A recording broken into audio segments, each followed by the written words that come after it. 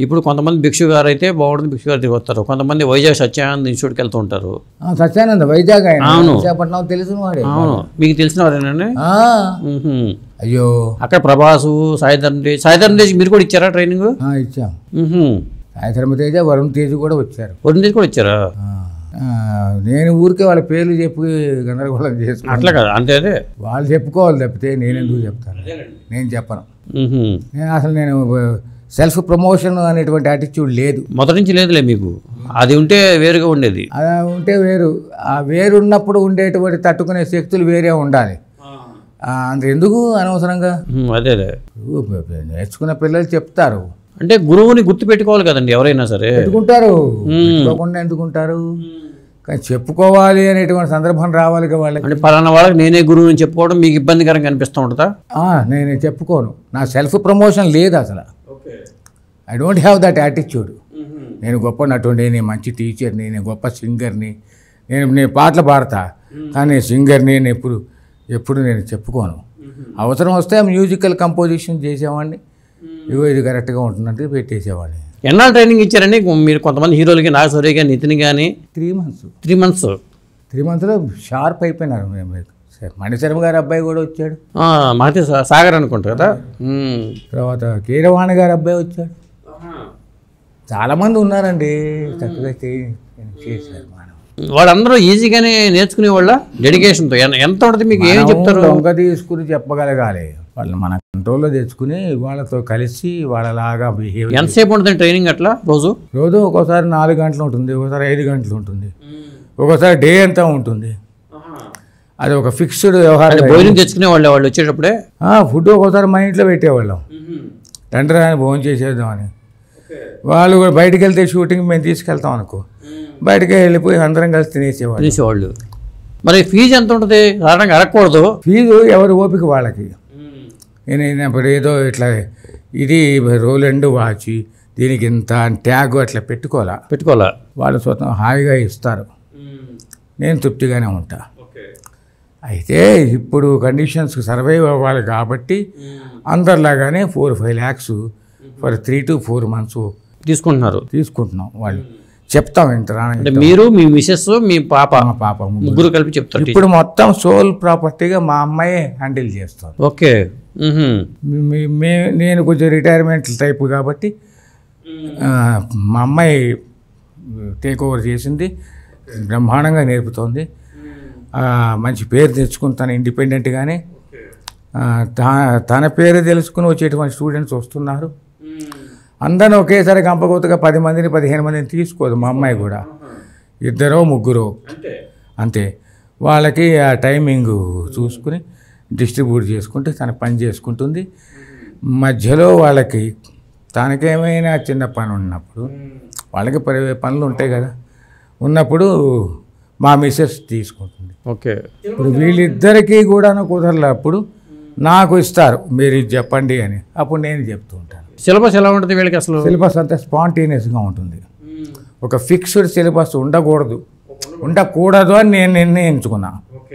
ఎందుకంటే క్షణం మారుతోంది. ఎక్స్పోజర్ కానీ, టెక్నాలజీ కానీ, క్యారెక్టర్స్ రైటింగ్ కానీ, బాడీ మూమెంట్లు కానీ క్షణం మారిపోయేటప్పుడు ఒక ఫిక్స్డ్ సిలబస్ పెట్టుకుంటే వర్కౌట్ కాదు. ఓకే. అప్పుడు నాట్యశాస్త్రం చెప్పానుకోండి, వర్కౌట్ కాదు. అప్పుడు స్టాటిస్టిక్స్ సిస్టమ్ చెప్పానుకోండి, వర్కౌట్ కాదు. ఇప్పుడు గ్రాఫిక్స్ పెట్టి సినిమా తీస్తారు. గ్రాఫిక్స్ అవన్నీ చూడటానికి అంత సినిమా అంత అయిపోయిన తర్వాత బ్రహ్మాండంగా ఉంటుంది, అది రియల్ కాదు. మరి దానికి అలవాటు చేయాలి వీళ్ళని. అదే. సో ఇందులో 1,00,000 జానర్స్ ఉంటాయి సినిమా మేకింగ్లో. అనేక రకాలైన స్టైల్స్ ఉంటాయి. ఆ స్టైల్స్కి అప్రాప్రియేట్ చేసుకుంటూ యాక్టర్ వెళ్ళిపోవాలి. కాబట్టి ఒక ఫిక్స్డ్ సిలబస్ అనేది ఉండదు, మాకుండదు. మేము అట్ట పెట్టుకోం. ఆ డిమాండ్ని, కండిషన్స్ని బట్టి ఇవాల్వ్ అవుతూ వచ్చేస్తూ ఉంటుంది. ఫిక్స్డ్ సిలబస్ అనేది మామూలుగా ఏంటి అనేది ఒకటి స్టాండర్డ్ ఉంటుంది. అంటే ఫస్ట్ స్టెప్, ఒక థ్రెషోల్డ్. ఆ రూమ్లోకి వెళ్ళటానికి ట్రైనింగ్ థ్రెషోల్డ్, ట్రైనింగ్ హబ్ ఉంటే దాంట్లోకి వెళ్ళటానికి కావాల్సినటువంటి సదుపాయాలు కానీ, ప్రాపర్టీస్, ఏవేమిటి ప్రాపర్టీస్ అయ్యా అంటే వాడి బాడీ, వాడి వాచికం, వాడి మానసిక పరిస్థితి, ఈ మూడుని ఎవాల్యుయేట్ చేసుకుని వాటి ప్రకారం అలాగా స్పాంటేనియస్గా వాళ్ళని ట్రైనింగ్. వాళ్ళకి ప్రేమగా చెప్తారా, సీరియస్గా చెప్తారా మీరు? అన్నీ ఉంటాయి. ఒక్కోసారి ఎన్నిసార్లు చెప్పినా అర్థం కాకపోతే వీడికి అర్థం కావట్లేదంటే నాది తప్పు అని చెప్పి ఫస్ట్ నేను ఆలోచిస్తా. ఇట్లా కాదు, అర్థమయ్యేట్టుగా చెప్పాలని వాడి ప్రయత్నంలో వాడి ఆలోచనలో ప్రవేశించి వాడికి మెల్లగా కొన్ని ఉదాహరణలు చెప్పి అప్పుడు వాడికి ఎక్స్ప్లెయిన్ చేస్తాను. ఇప్పుడు వాళ్ళకు కూడా ఒక విధంగా వాళ్ళకి వెనకాల ఒక ఫాదర్లు ఉంటారండి. వాళ్ళకి ఫాదర్లో గాడ్ ఫాదర్లో సినిమా ఇండస్ట్రీలో చాలామంది ఉంటారు. అలాంటి వాళ్ళు మిమ్మల్ని అప్రోచ్ అవుతారు. నేర్చుకునే కుర్రాడు కూడా నేను కాబోయే సూపర్ స్టార్ని, నేను ఈయన దగ్గర ఈయన నాకు చెప్పడం ఏంటనే ఫీలింగ్ ఎప్పుడైనా చూపించే ప్రమాదం కూడా ఉంటుంది కదా. ఉంటుంది, వింటారు. కొంతమంది ఒకళ్ళో ఇద్దరు ఏంటారు మీరు తిట్టారు మా వాడిని అని అన్నారా? సరే వద్దులేండి, మీరు పంపించేస్తాను, తీసుకెళ్ళిపోండి అన్నారు. నేర్చుకునే యాటిట్యూడ్ లేకపోతే ఎన్నిసార్లు చెప్పినా నువ్వు ఎదురు మాట్లాడి ఇట్లా చూస్తే నువ్వు అవసరం ఏముంది నాకు? నీకు నేర్చుకునేటువంటి యాటిట్యూడ్ లేనప్పుడు నువ్వు పనికిరావు కదా. కోపడ్డాను, ఇట్లా ఉంది పరిస్థితి అన్నాడు. మా అబ్బాయిని తిడుతున్నారు, మీరు తిట్టడం కాదు. హీరోయిన్ ఎక్స్ప్లెయిన్, ఆ హీరోయిన్ ఎవరు ఎక్స్ప్లెయిన్, ఆ ప్రాజెక్ట్ ఉంది మాకు అని. ఉంటే చేసుకోండి సార్, నన్ను ఎందుకు ఇబ్బంది పెడతారు? నాకు టైం వేస్ట్ అసలు. ఇవన్నీ తీసుకెళ్ళిపోండి, పంపించేసాను. ఎందుకు? Why? One must have an attitude, learning attitude లేని వాడిని ఫస్ట్ టైం మేము టెస్ట్ చేసేస్తారు. మీరు మొదటి దశ వడపోసి పంపించేస్తారు. అందుకనే మేము ఇద్దరు ముగ్గురు అంతే. యాటిట్యూడ్ పాస్ అయినాడు, వింటాడులే అని చెప్పి ఓకే అనుకున్నాం. తర్వాత సీరియస్ అయినా నేను ఒకసారి, అర్థం కాదని అంటే స్పాంటేనిటీ రావాలనే ఉద్దేశంగా. నాకు వాడి మీద నాకు ద్వేషం ఎందుకు అందుకుంటుంది? అదే నా దగ్గర ట్రైనింగ్ అయినవాడు ప్రొఫెషనల్ క్వాలిటేటివ్ వర్క్ చేయగలిగే దమ్ము తయారవ్వాలి, వాడు దమ్ముగా. అంతే చేయని తప్పితే వాడిని నాకు అంతేగాని మా నాన్న ఒక సూపర్ స్టారు వాడిని తిడితే నేనేం గొప్పవాడిని కాదుగా. అవతల వాడిని తక్కువగా అంచనా వేస్తే నేను ఎందుకు గొప్పవాడిని అవుతా? కాదు అసలు. నేనేమిటో నాకు తెలుసు, గట్టిగా చెప్పాను. నేను చిన్నపిల్లాన్ని కాదు, ఎక్స్పీరియన్స్ ఉన్నవాడిని. మాట అంటే బూతులకి తెలియవు అన్ను, ఊరి మీద చెప్పేసాం కానీ వాడిగా తిట్టాడు ఆయన, సరిగా శాంతంగా లేడు అని. ఇంకా 2 మాటలు ఎక్కువ చెప్తాడు ఇంట్లో. ఇంటికాడ ఎక్కువ చెప్తారు, ఏదో చెప్తారు వాళ్ళు. చెప్తే ఏంటి సార్ ఇట్లా అంతే లేదు, వద్దులేని తీసుకెళ్ళిపోండి మీ వాడిని, ఇంకెక్కడైనా చేర్పించండి అని చెప్పి పంపించేసి. అలా 2 సందర్భాలు జరిగాయి, ఒక అమ్మాయికి ఒక అబ్బాయికి. అమ్మాయి కూడా బ్యాక్గ్రౌండ్ ఉన్నవాళ్ళేనండి? ఎవరో బ్యాక్గ్రౌండ్ ఉన్న వాళ్ళే. ఎందుకు వాళ్ళకి పేర్లు కూడా నాకు జ్ఞాపకం లేదు, వదిలేసాను నేను. చెత్త లాంటివి లోపల ఉంచకూడదు, పారేసేయాలి మనసులో. హార్డ్ డిస్క్లో లేవు అవి, ఆ పేర్లు కూడా లేవు, తీసేసి అవతల పారేసి. ఇప్పుడు మీరు నటుడిగా కాకపోయినా డైరెక్టర్గా మీలో క్రియేటర్ కూడా ఉన్నాడు కాబట్టి అకిరా కురసావది మీరు చేసామన్న నాటకం సినిమాల్లో అప్లై చేసి ఒక సినిమా చేద్దాం ఇట్లా మనం సొంతంగా ఆలోచన ఎప్పుడు రాలేదా? వచ్చింది, ఫిల్మింగ్ షూట్లో ఉన్నప్పుడు వచ్చింది. నేను పనిచేసేటప్పుడు వచ్చింది. 4 స్టూడెంట్స్ పెట్టి కథ రాసి తయారు చేశాను. ఎవరో పత్తి వ్యాపారం, పత్తి స్టూడెంట్ రామిరెడ్డి అని స్టూడెంట్ ఉండేవాడు, బెంగళూరు అబ్బాయి. వాళ్ళకి మంచి డబ్బున్న వాళ్ళే. నేను పెట్టుబడి పెడతాను అన్నాడు. వాడి ఫ్రెండ్ ఇంకోటి పెడతా అన్నాడు. మద్రాసు వెళ్ళాం, ఆఫీస్ తీసాం, స్క్రిప్ట్ వర్క్ మొదలుపెట్టాం, బాగానే తయారైంది. కాకపోతే వాడికి ఆ పత్తి వ్యాపార తెల్ల బంగారం అంటారు కదా, దాంట్లో వాడికి లాస్ వచ్చేసింది. అజ్జా నేను చేయలేకపోతున్నాను సార్ అంటే, సరే మూసేసుకుని వెనక్కి వచ్చేసాం. అలా డైరెక్టర్ అవుతామని ప్రయత్నం చేశారు అయితే? ఆ తర్వాతే అదే లైన్స్లో అంకుష్ అనే సినిమా వచ్చింది హిందీలో. అంతకు ముందే నేను రెడీ చేసుకున్నా. అటువంటి ఆలోచన, 4 స్టూడెంట్స్ ఉన్నారు కదా, 4 కుర్రాళ్ళని పెట్టి ఇట్లా చేద్దాం, సేమ్ లైన్స్ దాదాపు. కానీ అతని డీటెయిల్స్ అవన్నీ, నానా పటేకర్ వాళ్ళ డీటెయిల్స్, వాటితోటి వేరే రకంగా బ్యాక్గ్రౌండ్ మారింది. కానీ బట్ కాన్సెప్ట్ అదే అట్లాగే ఉండేది. ఆ సినిమా రాకముందే ప్లాన్ ఇది. తర్వాత 3 ఏళ్ళ తర్వాత ఈ సినిమా అయితే మనం అనుకున్నాం కదా, అయితే ఇదే చూసావా అని అట్లా అనుకోవటమే. ఆ తర్వాత నేను చేయలేదు. వినోద్ బాల పద్మాలయ వాళ్ళ కోసం టెలిఫిలిమ్స్, దూరదర్శన్ వాళ్ళు టెలిఫిలిమ్స్ చేసేవాళ్ళు కదా. అప్పుడు పద్మాలయ వాళ్ళకి ఏదో కొన్నారు వాళ్ళు చంకు. దాంట్లో దేవరకొండ బాలగంగాధర్ తెలుగు కథలు 4 కథలు నేను డైరెక్షన్ చేశాను. మంచి కథలండి అవి. మంచి కథలు, అద్భుతమైన కథలు. ఆశాకిరణమైన ఒక కథ ఉంటుంది, దాంట్లో వాడు పేదరికంతో చచ్చిపోదాం అనుకుంటాడు, ఆ అమ్మాయి వ్యభిచారం చేస్తుందని చెప్పి అద్భుతమైన కథ అది. ఎవడు చెప్తాడు, అప్పుడు ఆశ కలుగుద్ది బతుకు మీద, అతను వెనక్కి వస్తాడు. చాలా గొప్ప కథలు ఉంటాయి. అది నేను నల్ల తెల్ల రోడ్డు, ఉంగరము, సీతాపతి, ఇంకొకటి, ఈ నాలుగు కథలు డైరెక్షన్ చేశాను. వినోద్ బాలాలో లైన్ ప్రొడ్యూసర్ అప్పుడు. ఓకే, తీసాం, అయిపోయింది. సుమ కూడా నల్ల తెల్ల రోడ్లు సుమ చేత వేషం వేయించా, సుమ కనకాల. అవన్నీ అసలు మన దగ్గర కాపీ కూడా లేదు, అవి దూరదర్శన్లోనే ఉంటాయి కదా. సుమా కనకాల యాంకరింగ్ ఇంత మంచి యాంకర్ రాణించారు, కానీ ఆ అమ్మాయి అసలు ఎట్లా వచ్చింది ఇక్కడికి, వీళ్ళకి ఎట్లా కనెక్ట్ అయింది? అమ్మాయి చాలా టాలెంటెడ్ గర్ల్. రైల్వే క్వార్టర్స్లో ఉండేవాళ్ళు, రైల్వే ఎంప్లాయీస్ వాళ్ళ పేరెంట్స్ వాళ్ళు. అమ్మాయి ఎక్కడ నాటకాల్లో చిన్న చిన్న నాటకాల వేషాలు వేసేది. లేడీ ఆర్టిస్టులు తక్కువ ఉండేవాళ్ళు మామూలుగా. ఈ అమ్మాయి కాస్త అవకాశాలు వచ్చినాయి, బాగా చేసేది కూడాను. ఆ తర్వాత అమ్మాయి ప్రయాణం నాకు తెలియదు. వాళ్ళ ఇన్స్టిట్యూట్ అప్పుడు నేను ఇది తిలక్ కథలో నల్ల తెల్ల రోడ్లో ఆ పాముల అమ్మాయి తండ్రి వేషం, నేను కూతురు వేషం అమ్మాయి చేసాం, నల్ల తెల్ల రోడ్డు కథ. నల్ల తెల్ల రోడ్లు. ఆ తర్వాత అమ్మాయితో నాతో టచ్లో లేదు, నేను వాళ్ళతో టచ్లో లేను, నా పనిలో నేను ఉన్నాను. తర్వాత రాజీవ్ని పెళ్లి చేసుకుంది. దగ్గర వాళ్ళే, తెలిసిన వాళ్ళే అనుకోండి. సుమ విడిగా పరిచయం అయింది ఫస్ట్ నాకు. రాజీవ్ ఏమో చిన్నప్పటి నుంచి తెలుసు నాకు, దేవదాస్ మాస్టర్ దగ్గర. వాళ్ళిద్దరు ఫ్రెండ్షిప్, పెళ్లి చేసుకున్నారు. అంటే దేవదాస్ కనకాల గారితో కూడా ఫ్రెండ్షిప్ ఉండేది మీకు? చాలా చాలా ఆత్మీయంగా ఉండేవాడు ఆయన. ఆయన ఒకసారి నాకు సద్యోగం లేదు ఎట్లా అని అడిగారు చూడండి, ఇంతాక మీరు ఎలా మేనేజ్ చేశారు ఫుడ్ ఎట్లా అని. అప్పుడు ఆయనే నాకు ఒక బ్రిటిష్ ఫిల్మ్ ఇన్స్టిట్యూట్ వాళ్ళ పుస్తకం ఒకటి ఇచ్చాడు, సినిమా హిస్టరీ మీద పుస్తకం ఇచ్చాడు. చిన్న పుస్తకం అది, మంచి ఇన్ఫర్మేటివ్ బుక్ అది. ఈ తెలుగులో రాయి భిక్షు అన్నాడు. అది ఒక 2 నెలలు కూర్చొని ట్రాన్స్లేట్ చేసి ఇచ్చేసాను. 1500 ఇచ్చాడు అప్పుడు. నాకు శుభ్రంగా 4 నెలలు నడిచింది బండి. ఆ తర్వాత సితారా మ్యాగజైన్లో ఆయన పేరు మీద అంటే రచన దేవదాస్ కనకాల అని సిరీస్ ఆఫ్ ఇదే మెటీరియల్ అందులో ప్రింట్ అయింది. నేను సంతోషపడ్డాను, నేను రాసిన భాష ప్రింట్ అయింది ఇక్కడ అని. మా మాస్టర్ కదా, నా పేమెంట్ ఇచ్చాడుగా, నేను రాస్తే నువ్వు తప్పది. నేను అట్లా వెళ్ళి మాట్లాడటం నచ్చలా, బాగుండదు. ఆయన ఐడియా అది, ఎగ్జిక్యూట్ నేను చేశా, నాకు పేమెంట్ ఇచ్చేశాడు, ఆయన పేరు అందులో వేసుకున్నాడు.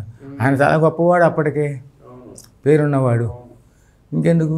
చాలామంది అప్పట్లో హీరోలు వాళ్ళ అబ్బాయిని పరిచయం చేయాలనుకున్నప్పుడు విక్టరీ మన్సూర్రావు గారిని డైరెక్టర్గా ఎంచుకునేవాడు. ఎందుకు? డైరెక్టర్గా ఆయన సినిమాలోనే మొదటి అవకాశం ఇచ్చేవాళ్ళు, ఆయన మీద నమ్మకం. కానీ ఆయన సీరియస్గా ఉంటాడు, చాలా కోపిష్టి, అవన్నీ ఉంటాయి. ఉన్నా కానీ ఆయనకి ఆప్యాయంగానే చేసేవాడు. సినిమా మీద ప్రేమ తప్పితే వ్యక్తుల మీద కాదు అది. ఆ సినిమాలు ఇప్పుడు శోభన బాబుని చాలాసార్లు తిట్టేవాడు, కొట్టేవాట, ఆయనే చెప్పాడు నాకు. కానీ వాడి మీద కోపం కాదుగా. అదే సినిమా మీద ప్యాషన్ ఆయనకి, డ్రామా మీద, ఎమోషన్స్ మీద. లేకపోతే రక్త సంబంధాలు లాంటి సినిమా అంత హైలీ లోడెడ్ ఎమోషనల్, అసలు క్లైమాక్స్ మామూలుగా ఉండదు కదా. ఎమోషన్స్ జనం అంతా ఓ అని. సావిత్రి ఎన్టీఆర్ గారు విపరీతమైన ఏడుపు, జనం అంతా జోహార్లు అనేవాళ్ళు. అది మెయింటైన్ అది ఈయన ఇంటెన్సిటీ ఆఫ్ ప్యాషన్ అనే ఫిలిం వసంతరావు గారికి. ప్రజానాట్య మండలి నుంచి వచ్చాడు కదా ఆయన. అవును.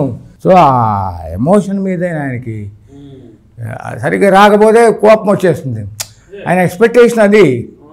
ఎందుకు వీడి మీద కోపం కాదు, యాక్టర్ మీద, సినిమా మీద ప్యాషన్. ఆ సీన్ ఇట్లా పండాలంటే అది కమిట్మెంట్ అనమాట. ఆయన్ని అర్థం చేసుకున్న వాళ్ళలో చాలామంది దాసోహం అంటారు. నేనంటే కూడా ఆయనకు అంతే ఇష్టం. ఎందుకు? మా ఇద్దరి భావాలు చాలా దగ్గరగా ఉంటాయి. కొంచెం వామపక్ష భావాలను, ఎమోషన్. ఆయన లాస్ట్ రోజుల్లో నేను కలిశానండి, పక్షపాతం వచ్చి కుర్చీలో కూర్చుని పోయారు. అవునవును.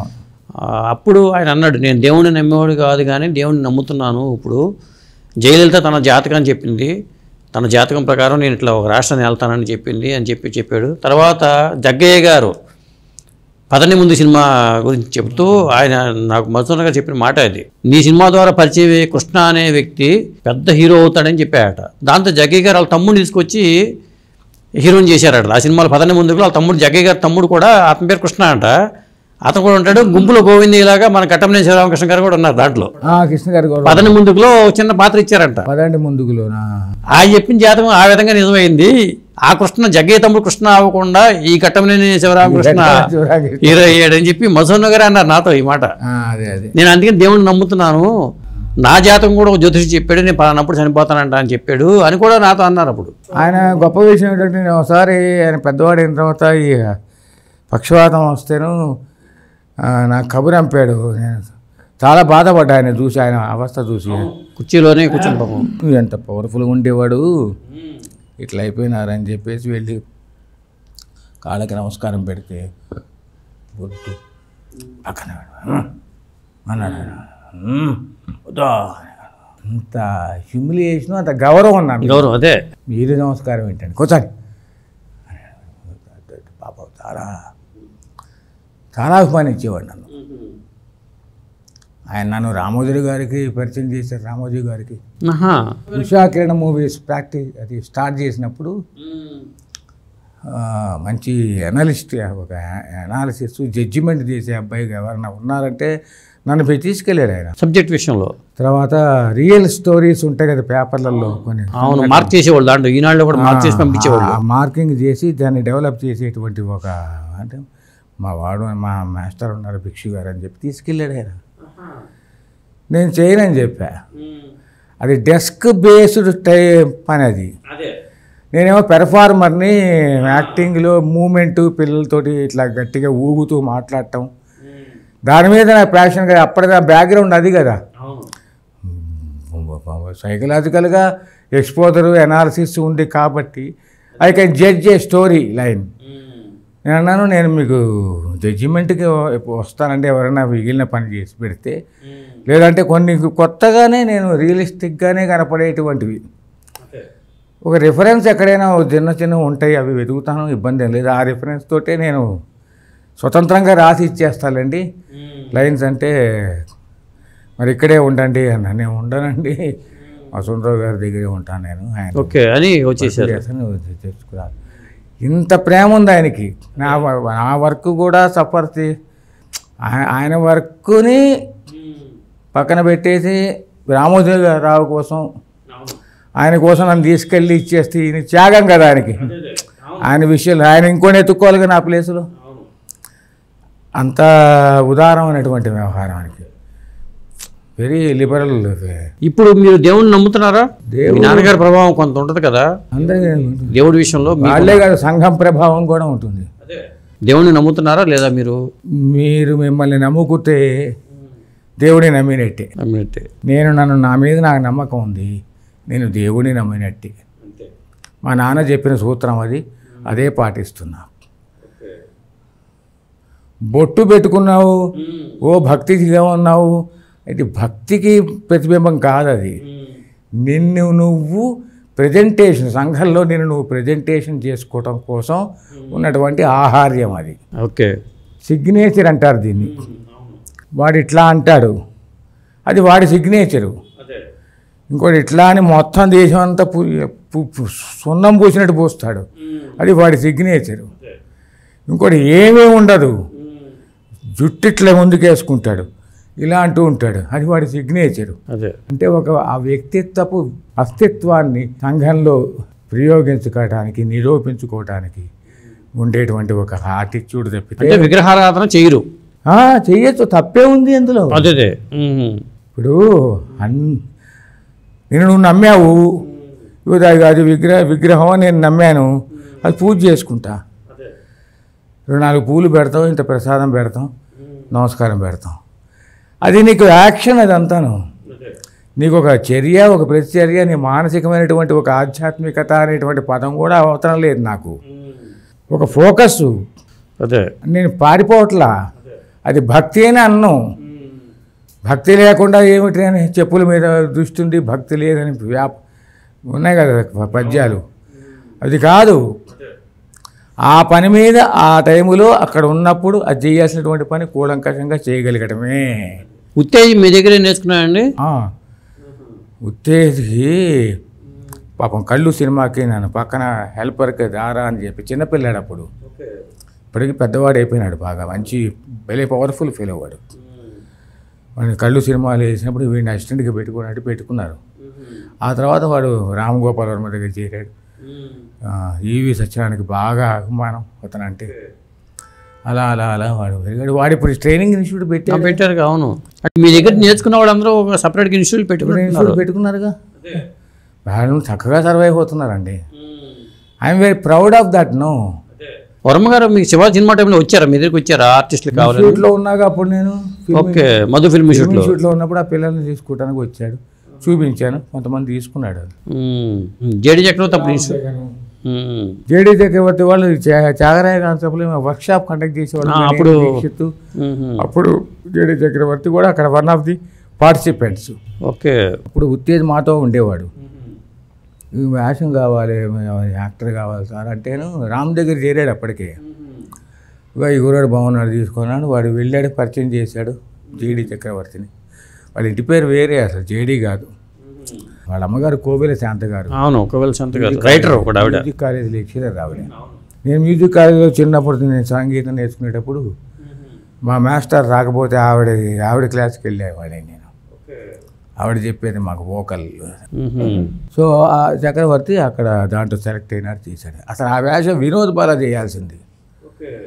వినోద్ బాల కొద్దిగా పొట్టిగా ఉండడం అనిపించింది రాముకి. ఈ కుర్రాడు కొంచెం పొడుగున్నాడు, వీడిని పెట్టారట. వీడు దోవన వీడు, వాడు దోవన వాడు. పై బాగున్నా కలిసాంగా, ముందే కలిసాంగా. ఆ రోజు 1/2 సినిమా ఫంక్షన్ అప్పుడు మీరు వచ్చారు. ఆ సినిమాలో 1/2లో కూడా మీరు ఒక వేషం వేశారని చెప్పారు. భరణి మా ఇంట్లో ఉండేవాడు అప్పుడు. స్క్రిప్ట్ కొన్ని డెవలప్మెంట్స్ దగ్గరలో, వీళ్ళ ఆఫీస్ దగ్గర కాబట్టి మళ్ళీ వాడు అక్కడ దాకా వెళ్ళకుండా బాగా క్లోజ్ మీ ఇద్దరం ఉండి నా కోసం ఒక డిజైన్ చేశారు. ఇట్లా ఉండాలి, ముక్కు పోగు పెట్టాలి, ఇట్లా అనాలి. మా ఆవిడ కొంత మాట్లాడు, వాడు ఏదో సరదాగా మాట్లాడుకుంటూ వాళ్ళు చేసే వేషం అది నాకు నచ్చింది. ఎందుకంటే అందులో డైలాగ్ ఉండదు. మూగవాడని అనుకుంటారు, మూగవాడు కాదు. సత్యే అనగానే రియాక్ట్ అవుతావు కదా. మూగవాడికి సత్య అని పిలిస్తే వినపడతావదు. అపరిచితుల్లో ఒక పాత్ర ఉండే సినిమా అపరిచితుడు తెలుసా మీకు సినిమా? దాంట్లో ఒక వ్యక్తి మీలాగానే ఉంటాడు, పోలికలు కొద్దిగా. ఆయన కన్నడ వాసుదేవరావు. అవును, చాలా గొప్ప సినిమా, కన్నడం సినిమా అది. మీకు మిమ్మల్ని ఎవరు అన్నారా మీరు అట్లా ఉంటారని? చాలా మంది అన్నారు. బడి తాతాజీలాగా ఉన్నారని. అవును, చాలా మంది అన్నారు అట్లా. కొంచెం శరీరం బాగా ఉన్నప్పుడు రాఘవేంద్రరావు లెవెల్లో ఉన్నావా డూపా అని అనేవాళ్ళు, అంటారు ఏదో. అంటే సినిమా రంగంలో ఇన్ని పరిచయాలు ఉన్నాయి కదా, మీరు వేషాల కోసం వాళ్ళని అడిగేవాళ్ళు కాదా? లేకపోతే అడగరు. ఆత్మాభిమానం ఎక్కువ మీకు? ఉంటుంది, సహజంగా ఉంటుంది. ఓకే, నీళ్ళు చేతులు కడుకుని నాకు వేషం ఇవ్వండి. నో నెవర్, ఎవరిని అడగల. ఒక్కసారి జంధ్యాల గారు కళ్ళు సినిమా షూటింగ్కి వచ్చినప్పుడు ఆయన అంటే అభిమానం నాకు, మంచి కామెడీ. ఆయన క్లాస్మేట్స్ కొంతమంది నా ఫ్రెండ్స్ ఉన్నారు పెద్దవాళ్ళు. కాకపోతే ఆయన పెద్దవాడు బాగా. ఆయన యాక్టర్లు బాగానే ఉన్నారా అన్నాడు రఘుతోటి. రఘు ఆయన అందరూ ఒకటే కాలేజీ చదువుకునేవాడు కదా, ఎండి రఘు. పరిచయం చేశాడు రఘు. ఏంటి సార్ మాకు మళ్ళీ నెక్స్ట్ ఏమన్నా, ఇప్పుడు ఇది అయిపోయింది, నెక్స్ట్ ఏమన్నా మాకు కూడా ఏమన్నా ఉంటే ఇవ్వండి అని అన్నా ఒకసారి. ఓకే, ఇంత సీరియస్ మొహాలు, సీరియస్ సినిమా కదా అది. ఆయనది కామెడీ జానర్ కదా, మరి ఆయనకి ఎందుకో ఏమనిపించిందో మొత్తానికి ఏమి అసలు ఇది రియాక్షన్ లేదు. నేను వెళ్ళి కలవాలి. అదే అది ఒక్కసారి జరిగింది షూటింగ్ లొకేషన్లోనే. ఏంటంటే మా సంగతి కూడా ఇంకేమన్నా నెక్స్ట్ ఏమన్నా ఇంకో సెటప్ ఉంటే బాగానే ఉంటుంది కదా వేషం అని నవ్వుతూ అన్న. రామ్ గోపాల్ వర్మ లాంటి వాళ్ళు కూడా ఇవ్వచ్చు మీకు మీ దగ్గరికి. వేషం పిలిచాడు రక్త చరిత్రకి, మా ఆవిడని కూడా పిలిచాడు. మేము ఇద్దరం వెళ్ళాం, చేస్తామన్నాం. మళ్ళీ వాడు కబురు ఇవ్వలేదు, రాలా. సరే రానప్పుడు ఎందుకు అంతేలే, వాళ్ళే నేనేం అడగాను కదా, ఆయనే పిలిచాడు, వెళ్ళాను అంతే. తెలుసు, నేను గంభీరంగా అందరికీ చెప్పగలను, అందరికీ తెలుసు. నేను అందరికీ తెలుసు, ఎవరిని వెళ్ళి అప్రోచ్ అయింది లేదు. కానీ అడగకపోయినా మీకంటూ ఒక ఇది ఏర్పరచుకున్నారు, ఒక అస్తిత్వం ఏర్పడింది, ఒక సిగ్నేచర్ ఏర్పడింది. అది చాలా అనిపిస్తుంది సాధారణంగా. ఇంకెందుకు మనకి వెళ్ళాల్సిన అవసరం ఏంటి? అవసరం అంటే ఇప్పుడు వాళ్ళకి అవసరమైతే వాళ్ళు మన మర్యాద చూసుకుంటారండి. నాకు అవసరమని వాడు నాకు గుర్తించాల్సిన అవసరం లేదుగా. అంతేగా. నాకు పరమాణం కావాలి అని అనిపిస్తే వాడు నన్ను అడుగుతాడు, సినిమా తీసేవాడు. పరమాణం సినిమాకి ఈ క్యారెక్టర్ కావాలి అని అనుకుంటే వాడు భిక్షు బాగుంటాడు అని పిలుస్తారు. నేను వెళ్ళి నా వేషం ఉన్నట్టు మేము పనికిరావయ్యా అని పంపించేసి. మీ ద్వారా నేర్చుకున్న హీరోలు ఎవరైనా కలుస్తూ ఉంటారా మిమ్మల్ని ఎప్పుడన్నా? అందరూ చక్కగా కలుస్తారు. ఆడియో ఫంక్షన్స్లో కలుస్తారు, పెళ్ళిళ్ళల్లో కలుస్తుంటారు, పలుస్తూ ఉంటారండి. నేను హీరోని అయిపోయాను, ఇంకా ఈయనతో పని ఏముంది అనుకుంటారా? అబ్బే చాలా మంచి పిల్లలే వీళ్ళంతా. ఓకే. చక్కగా ఇట్లా పోజు కొట్టాలి ఏమి లేదు. ఎబ్బే పాపం సునీల్ ఒకసారి కనపడ్డాడు. సునీల్ మీ దగ్గరికి వచ్చేవాళ్ళ? మా ఆవిడ డ్యాన్స్ బ్యాలేలో వేషం కూడా చేశాడు. డ్యాన్స్ బ్యాలే చేసింది, సోల్జర్ అని. ఓకే. ఆయన ఆచార్య పద్మపాణే, పెద్దపాడు ఆచార్య సోల్జర్. ఆయన లైఫ్ మీద ఆవిడ ఒక డ్యాన్స్ బ్యాలే చేసింది, సోల్జర్ అని. దాంట్లో సోల్జర్ వేషం మనవాడి చేత చేయించాం ఆవిడే డైరెక్షన్లో. రవీంద్ర భారతి దగ్గర చాలా పెద్ద హిట్ అది. ప్రియదర్శి కూడా మంచి టైమింగ్ ఉన్న ఆర్టిస్ట్ అండి. అతను వండర్ఫుల్ అవేలో. ముందు వాడిని వద్దన్నాగా. వద్దన్నారు మీరు? ఎందుకురా నువ్వు కమ్యూనికేషన్లో చదువుకుంటున్నావు. మా సెంట్రల్ యూనివర్సిటీలో వాళ్ళ నాన్నగారు నా కొలీగు, మంచి ఫ్రెండ్, చాలా గొప్ప పరిశోధకుడు ఆయన, రీసెర్చ్ స్కాలర్, ఫోక్లోర్ మీద. వాళ్ళ నాన్నగారా? జానపదాల మీద చాలా గొప్ప రీసెర్చ్. ఎక్కడ ఉంటారు వాళ్ళు? ఆయన చందానగర్లో ఉంటారు. ఇతను పెళ్ళి అయిపోయిన తర్వాత విడిగా ఎక్కడో ఫ్లాట్లో ఉన్నట్టున్నాడు. అది జరిగింది. అప్పుడు వద్దంటే కాదులేని వాడే. పేరేంటండి వాళ్ళ నాన్నగారి పేరేంటి? పులికొండ సుబ్బాచారి గారు, ప్రొఫెసర్. ఫోక్లోర్ మీద రీసెర్చ్ చేశాడు ఆయన, చాలా గొప్పవాడు. భిక్షు గారు ఇప్పుడు చాలా కొత్త ప్రాజెక్టులు వస్తున్నాయి. ప్యాన్ ఇండియా సినిమా అంటున్నారు. సినిమా పరిధి పెరిగింది కాబట్టి సాధారణంగా హిందీ వాళ్ళు వర్క్షాప్స్ పెట్టుకుంటారట సినిమా సెట్స్కి వెళ్ళే ముందే. అట్లా పెట్టుకుంటే మంచిదా? మంచిదేనండి. హిందీ వాళ్ళు అని మనం ఊరికే అనుకుంటాం, కానీ మన తెలుగు సినిమాలు చాలా పాపులర్ సినిమాలు. పాత రోజుల్లో బ్లాక్ అండ్ వైట్ అప్పుడే హిందీలోను బెంగాల్లోనూ రిలీజ్ చేసేవాడు. గుర్తున్నాయా? చేసేవాళ్ళు కదా. బెంగాలీ సాహిత్యం తెలుగులోకి రాలే. దేవదాసు, నాగేశ్వరరావు నవలు. అవును. అట్లాగే వీళ్ళు ఇక్కడ సినిమాలు, తెలుగు సినిమాలు హిందీల్లోనూ డబ్ చేసుకుని చేసేవాళ్ళు. మన యాక్టర్లందరూ సౌత్ ఇండియన్స్ ఎక్కువ పని చేసేవాళ్ళు, మద్రాస్ బేస్డ్. ఇప్పుడు తెలుగు వాళ్ళు, కన్నడం వాళ్ళు, హిందీ వాళ్ళు అందరూ అక్కడ చేసేవాళ్ళు. మీరు మెడ్రాస్లో స్టార్టింగ్లో మెడ్రాస్ వెళ్ళే ఆలోచన చేయలేదా? చేయలేదు. మీరు వెళ్ళకపోవడం మైనస్ ఏమనిపిస్తుంది నాకు? మైనస్ ఏం కాదండి. మైనస్ అనేది మనలో ఉంటుంది ఎప్పుడు. ఇప్పుడు మన ఆలోచన పరిణితిని బట్టి, మన ధైర్యము, మన సాహసము, మన దాన్ని బట్టి తప్పితే ఫలానా పొరపాటు చేశానే వెళ్తే బాగుండేది అనేటువంటి ఆలోచన రాకూడదు ఎవరికి, భవిష్యత్తు పిల్లలకు కూడా. వాడు ఒక విషయాన్ని నమ్మితే ఆ నమ్మిన మీద పని చేసుకుంటూ పోతే వాడు వేరే సంపాదించుకుంటాడు, పేరు సంపాదించుకుంటాడు, డబ్బులు సంపాదించుకుంటాడు, సెటిల్ అవుతారు. నాకు అయ్యో వెళ్తే బాగుండేది అంటే ఏం వెళ్ళాల్సిన అవసరం అనిపించలే నాకు. ఇక్కడ బిజీగానే ఉన్నాగా. ఇప్పుడు మీరు రామాయణప్పుడు వర్క్షాప్ చేశారు. ఇట్లా పెద్ద పెద్ద సినిమాలు రాబోతున్నాయి. వాళ్ళు కొంత ముందుగా సెట్స్కి వెళ్ళే ముందే వాళ్ళు అడిగితే వెళ్తాం. ఇప్పుడు మా అమ్మాయిని అడిగాడు ఆయన, ఒక వర్క్షాప్ లాగా చేయాలమ్మా, గుణశేఖర్. ఇప్పుడు మా అమ్మాయి ఆకాశవాణికి వర్క్షాప్ కండక్ట్ చేసి మొత్తం క్యాస్టింగ్ చేసిందిగా. ఆకాశవాణి అని ఒక సినిమా వచ్చింది, అందులో క్యాస్టింగ్ అంతా మా అమ్మాయి చేసింది. వాళ్ళందరికీ వర్క్షాప్ కండక్ట్ చేసింది. చేస్తున్నారు, అడిగేవాళ్ళు చేస్తున్నారు. అడిగితే చేస్తాము, లేకపోతే లేదు. ఇప్పుడు నటన కానీ డైరెక్షన్ కానీ చేద్దాం అనుకునే వాళ్ళకి మీరు ఇచ్చే సలహా ఏంటి? సినిమా ఫీల్డ్లో రావాలి, మేము వెలిగిపోవాలనుకునే వాళ్ళకి మీలాంటి వాళ్ళు ఇచ్చే సలహా ఏంటి? అవి సలహా ఇచ్చేంత బేస్ నాకు ఏముంది అసలు?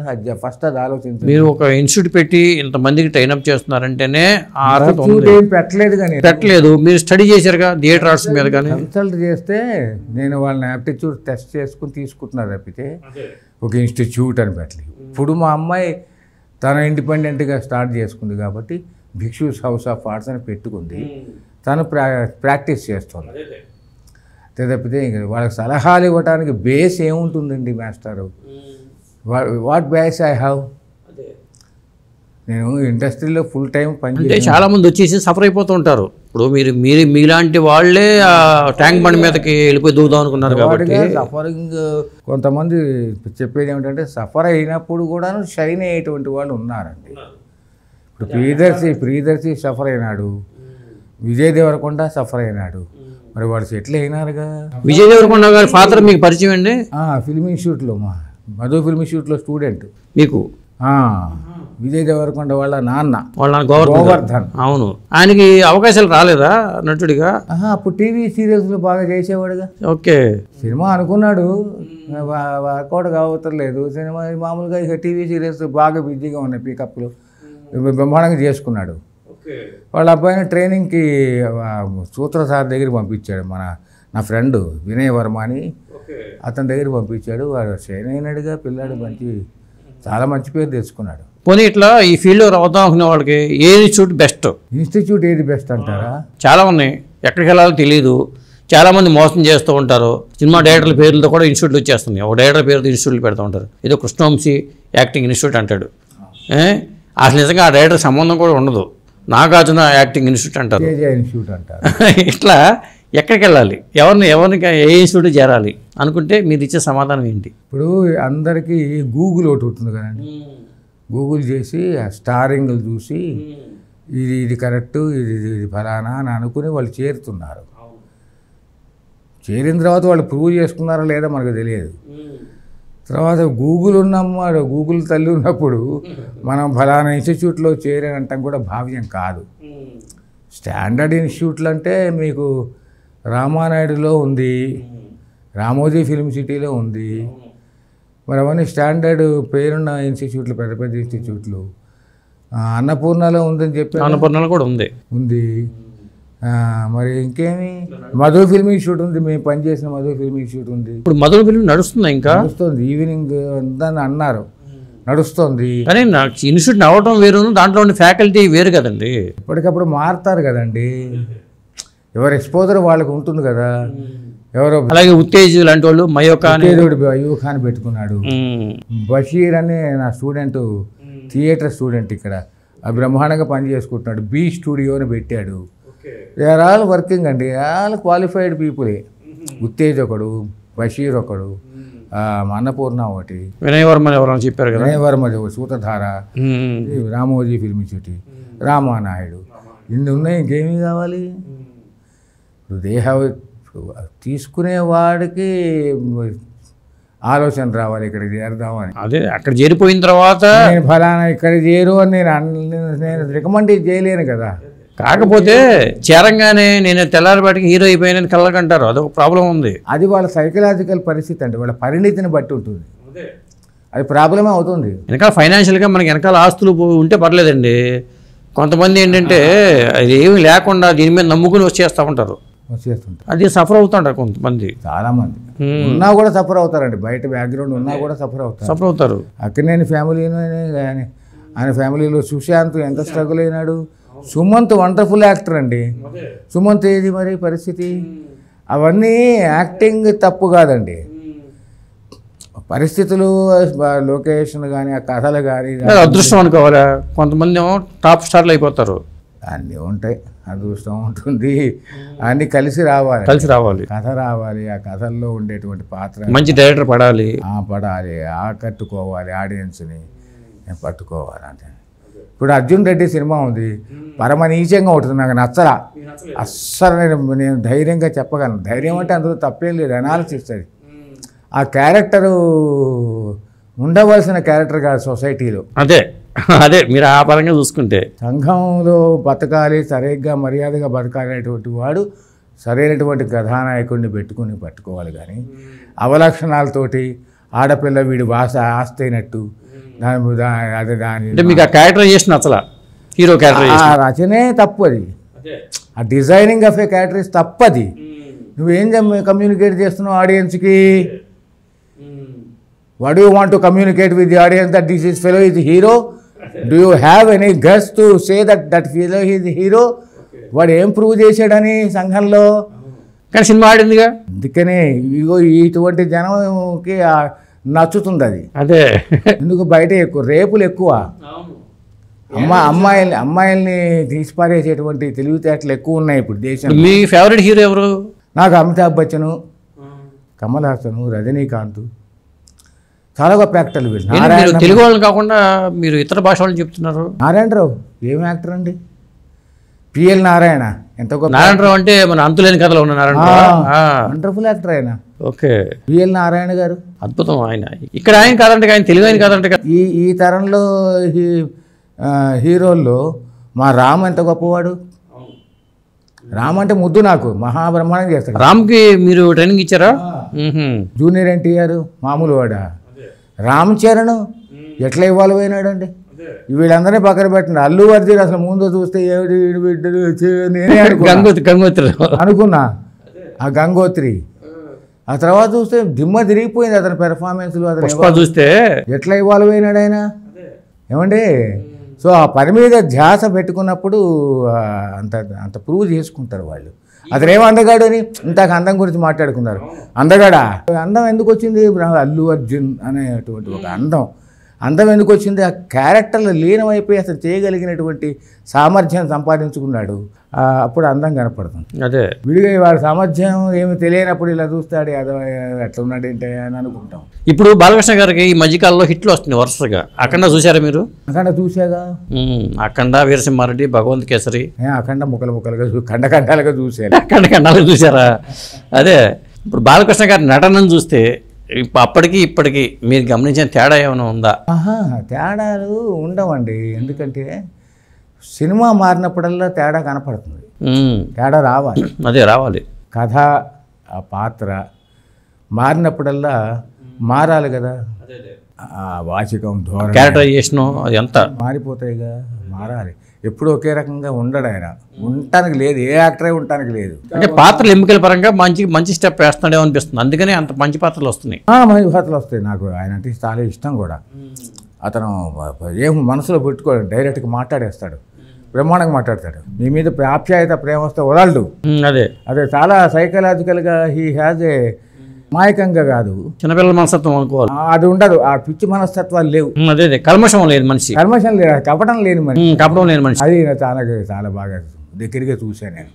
చాలా మంచివాడు, చాలా ఇష్టం నాకు ఆయన అంటే. అదే అక్కినేని నాగేశ్వరరావు గారు లేకపోతే ఎన్టీ రామారావు గారు, వాళ్ళతో మీరు ఇప్పుడు సన్నిహితంగా ఎప్పుడు లేరండి? నాగేశ్వరరావు గారితో ఉంది కానీ బాగానే ఉండేది.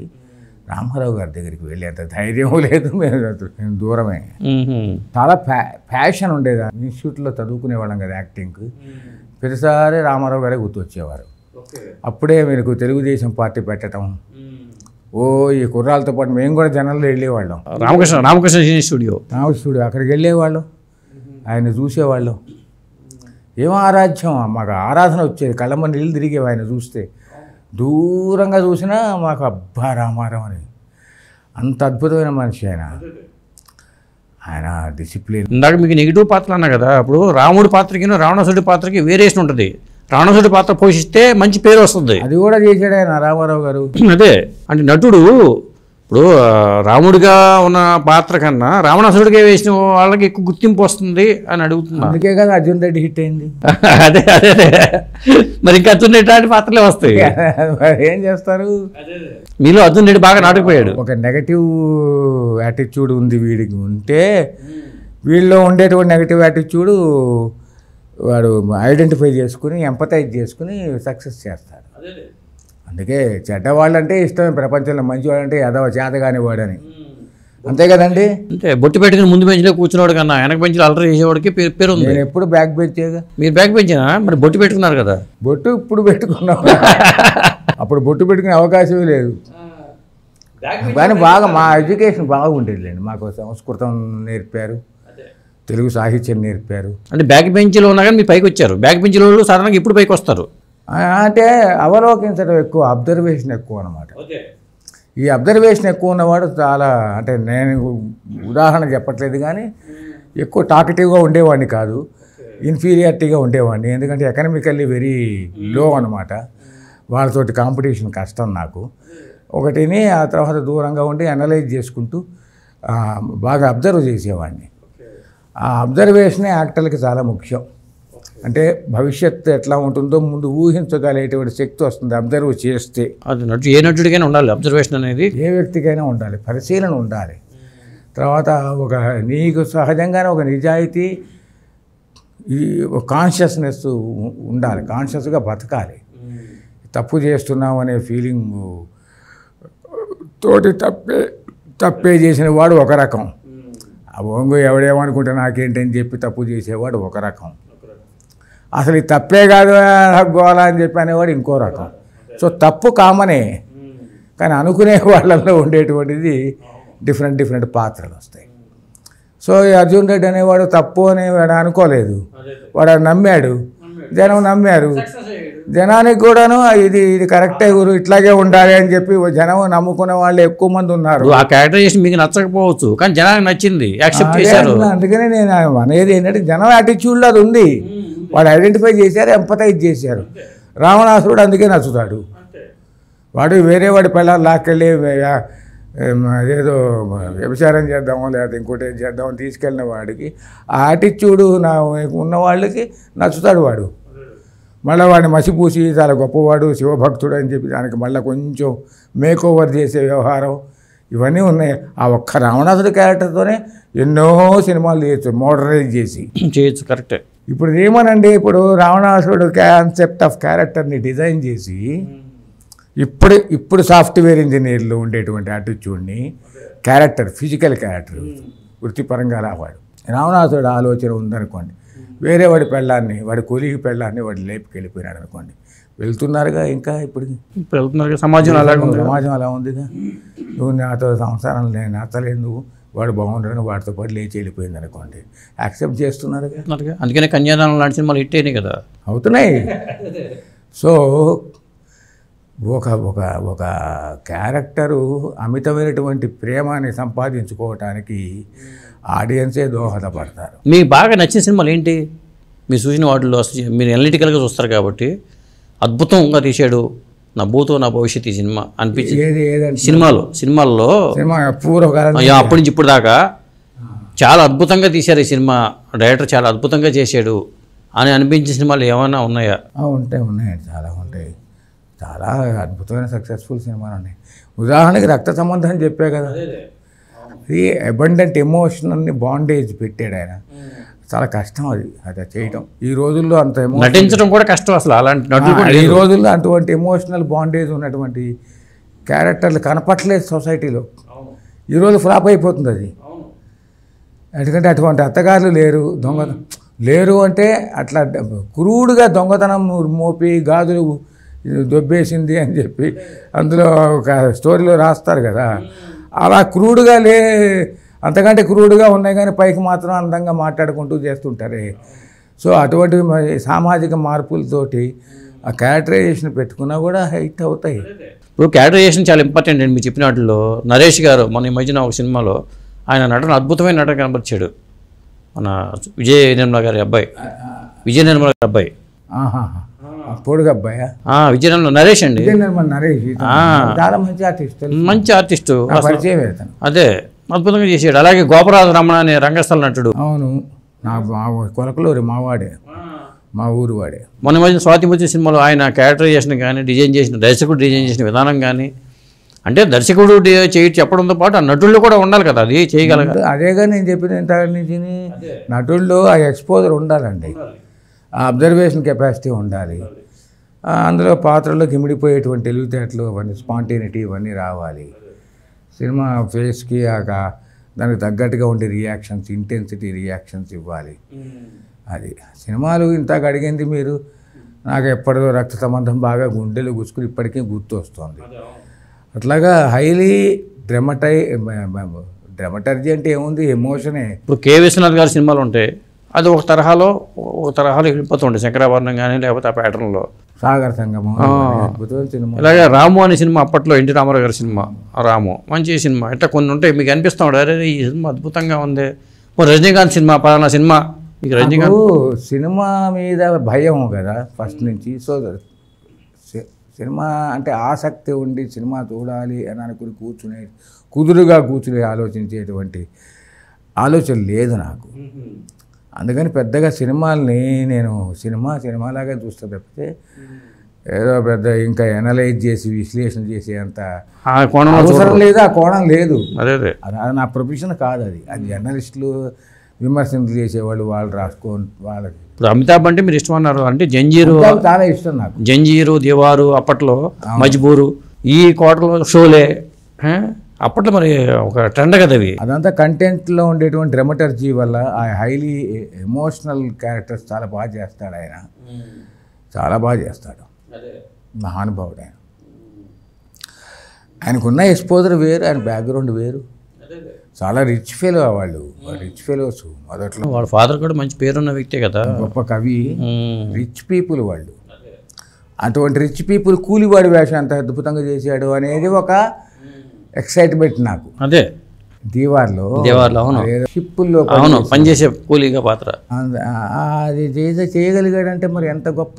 ఆ సినిమానే మగాడుగా ఎన్టీ రామారావు మగాడు సినిమా చేశారు, అది చేశారు. అప్పట్లో చాలా సినిమాలో లేదు అది ఇదే, అది జంజీర్ కూడా తెలుగులో చేశారు, చేసేవాళ్ళు ఉంటారు. అది నిప్పులాంటి మనిషి, జంజీరం నిప్పులాంటి మనిషిగా చేశారు. అన్నదమ్ముల అనుబంధం సినిమా అక్కడ యాదమ్మకి భరత్ అనుకుంటా. ఇట్లా సినిమాలు మీకన్నా మీ మిస్సెస్ ఎక్కువ చేసినట్టున్నారు. లేదు లేదు లేదు, మీ మిస్సెస్ కూడా 4-5 సినిమాలు అంతే. అంతేనా? టైం దొరకదు ఆవిడకి. ఆవిడ హెడ్ ఆఫ్ ది డిపార్ట్మెంట్ అవుతున్న మళ్ళీని కొన్నాళ్ళు చేసి సెంట్రల్ యూనివర్సిటీలో ఇప్పుడు చేస్తున్నారు కదండి. మళ్ళీ హెడ్ ఆఫ్ ది డిపార్ట్మెంట్ అయ్యే అవకాశాలు ఉన్నాయి. ఎక్కడ మీకు పరిచయం మేడంతో?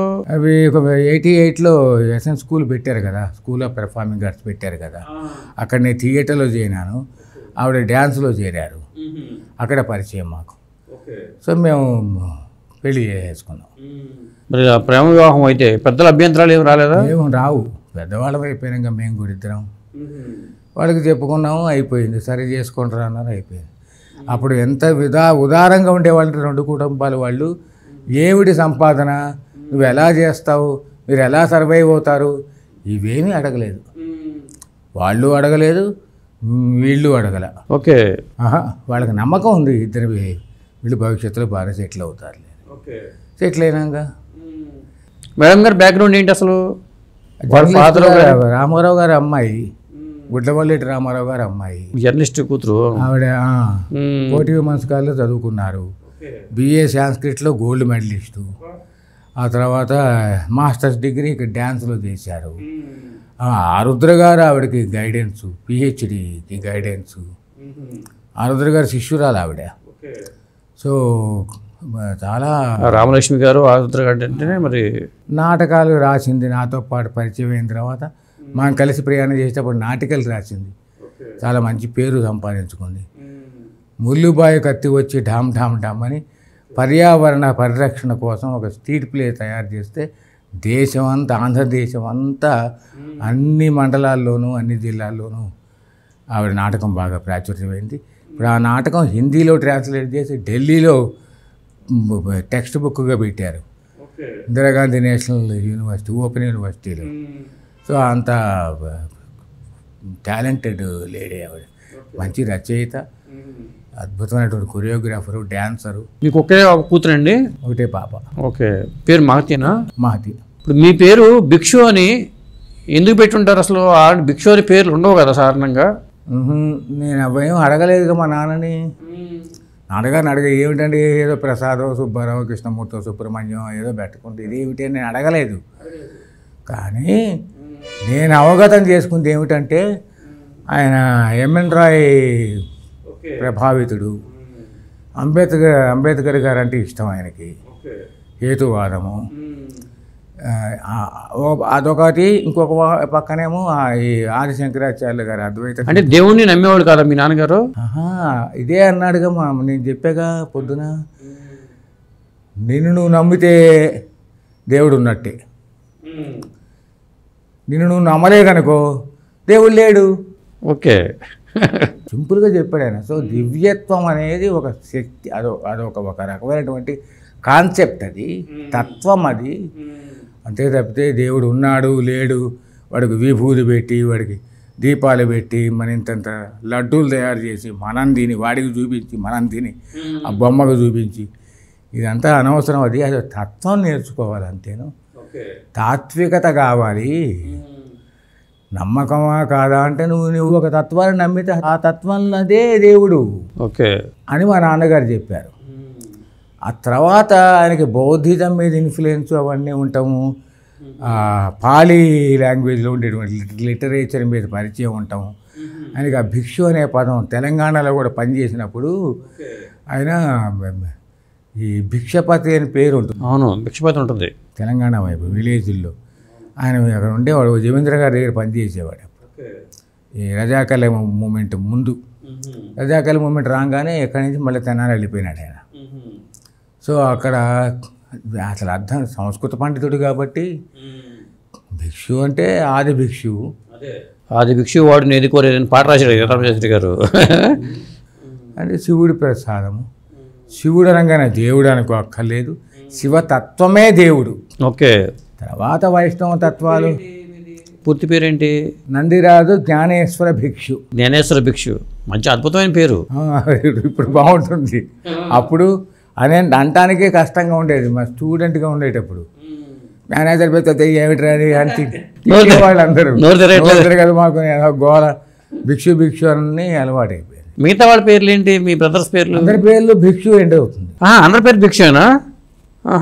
అంటే అప్పట్లో ఎన్టీ రామారావు గారికి అంతమంది సంతానం ఉండేవాళ్ళు, అంటే ఇక్కడ నియంత్రణ పాటించేవాళ్ళు కాదు అసలు అందరూ. దేశ పరిస్థితి అట్లా ఉండిందేమో, మరి ఏమో తెలియదు, మనకేం తెలుసు. ఆయన 100 ఏళ్ళు బతికాడు మా నాన్న. అట్లాగా? 14 మంది పిల్లలు, అసలు కొంతమంది చనిపోయారు. 14 మంది మళ్ళీ 100 ఏళ్ళు బతికారు. మీ అమ్మగారు 68కు ఎప్పుడు చనిపోయింది. ఓకే. 68 ఇయర్స్కి దాకా వండింది పాపం ఆవిడ. ఇప్పుడు మీరు ఎవరైనా సరే నటనకి పెద్ద ఇన్స్టిట్యూట్ పెట్టుకుంటే జనం రావాలి అని కోరుకుంటారు. ఇప్పుడు ఒక వైద్యుడు ప్రాక్టీస్ పెడితే పేషెంట్ రావాలని అనుకుంటారు, కోరుకుంటారు. మీరేమో ప్రాజెక్ట్తో వస్తే నేను చెప్తానని అంటారంట. ఎందుకని? ఎందుకేముంది, ప్రాజెక్ట్ ఉంటే వాడు కాన్ఫిడెన్స్ ఉంటుంది. అమ్మాయి పోల్ ట్రైనింగ్ అయితే వేషం వస్తుంది ఉంది. అది ఏమి లేకుండానే ట్రైనింగ్ ఇస్తే వాడు ఉపయోగం ఏముంది? ఇప్పుడు జనరల్ సమస్య నన్ను అందరికీ అది. ఇప్పుడు బీటెక్లో సీట్ వచ్చింది, ఎంటెక్ ఎంఎస్కి వెళ్తాను, అక్కడెక్కడికో అమెరికాకి అంటాడు. వెళ్ళిన తర్వాత అక్కడ ఉద్యోగాలు దొరుకుతున్నాయి, అక్కడ చేసుకుంటున్నారు. ఇక్కడ చేసిన వాడికి ఉద్యోగాలు లేవు. ఆ మామూలు 15,000 20,000కి మళ్ళీ ఈ అమెజాన్లోనూ టీసీఎస్లోనూ ఎక్కడో చేరుతున్నారు. అంత ఇంజనీరింగ్ చదివి దానికి సంబంధం లేనిది. ఇక సర్వైవల్కి ఇది ఒక ప్రపంచం. ఇది మారాలి భవిష్యత్. ఇది పర్టికులర్ ప్రొఫెషన్కి వీళ్ళు కరెక్టు అని చెప్పి అనుకోవాలి కదా. అసలు అలా ఇంకా ప్రొఫెషనలిజం మనం ఏదో అనుకుంటున్నాం కానీ సినిమా ఇండస్ట్రీ కూడా ప్రొఫెషనలిజంలో ఇప్పుడు కాస్త కాస్టింగ్ డైరెక్టర్లను విడిగా రావటం ఇవన్నీ ఇప్పుడిప్పుడు వస్తున్నాయి. సినిమాలు చూస్తూ ఉంటారా రెగ్యులర్గా? ఎప్పుడన్నా బయటికి వెళ్ళి ఇండస్ట్రీ అదేదో హాళ్ళల్లో కూర్చుని ఇట్లా చూడను. టీవీలో వస్తుంది, నెట్ఫ్లిక్స్. కాంతారా సినిమా చూసారా? కాంతారా విన్నా, నేను చూడలేదు. చాలా గొప్ప సినిమా అటగా. అవును, అంటే నేను థియేటర్ ఆర్ట్ అంటున్నారు కాబట్టి రిషబ్ శెట్టి నటన కొన్ని సన్నివేశాల్లో మనకు కనిపిస్తుంది క్లియర్గా. ఇప్పుడు మీకు సినిమాలు చూసినప్పుడు వీళ్ళ నటనలో ఇక్కడ తప్పు చేస్తున్నారనే ఫీలింగ్ ఏమైనా కలుగుతూ ఉంటుందా, అనిపిస్తూ ఉంటుందా? కొంతమంది ఏమైనా సినిమా చూస్తే ఒక యాక్టర్గా సరిగ్గా రియాక్షన్ బాగాలేదు, డైలాగ్ చెప్పే విధానంలో కానీ రియాక్షన్ బాగాలేదు, ఇంటెన్సిటీ సరిపోలేదు అని జడ్జి చేసుకుంటా, కానీ వాళ్ళనేమో నేను అనలేరు. సినిమా కదా అది, అదే అయిపోయింది. వాళ్ళు డైరెక్టర్ ఓకే అయిన తర్వాత ఇందులో ఉప్పు తక్కువైంది, పప్పు తక్కువైంది అని మనం ఎట్లా ఉపయోగం ఏముంది అది చూసి మనం నాలెడ్జ్ ఆ దృష్టితో మీకు అట్టగా చూసేవాడికి ఏంటంటే కనిపిస్తూ ఉంటుంది కదా, మీకు తెలుసు కాబట్టి తెలిసిపోతుంది. జడ్జి చేసుకుంటాం, ఆడియన్స్ కూడా జడ్జి చేస్తారు. దానికి నా అంత చదువు అక్కర్లా, ఇంత ఎక్స్పోజర్ అక్కర్లేదు. అంటే సాధారణంగా అండి ఈ సినిమా ఫీల్డ్లో కానీ నాటక రంగంలో కానీ ఫైనాన్షియల్గా సఫర్ అయ్యే వాళ్ళే ఎక్కువ ఉంటారు.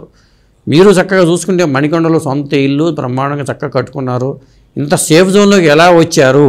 ఒకప్పుడు 200 300 ఉంటే చాలు బతుకు తిరుగుదాం మనకు అనుకున్న మీరు ఇంత సేఫ్ జోన్లోకి రావడానికి మీ కృషి, దాని వెనక జాగ్రత్త కూడా ఉండాలిగా. జాగ్రత్త పడ్డాం, అదే జాగ్రత్త పడి జాగ్రత్తగానే భవిష్యత్తు ఎక్కడ బాగుంటుందో ఏం చేద్దామో. మా యూనివర్సిటీకి దగ్గర కాబట్టి ఇటు వచ్చా. లేకపోతే అన్ని సంవత్సరాలు మరి బంజారా హిల్స్లో ఉన్నవాడిని, అప్పుడు జూబ్లీ హిల్స్ అంతా ఖాళీగా ఉండేది, ఎక్కడో చోటి దొరికేది కదా.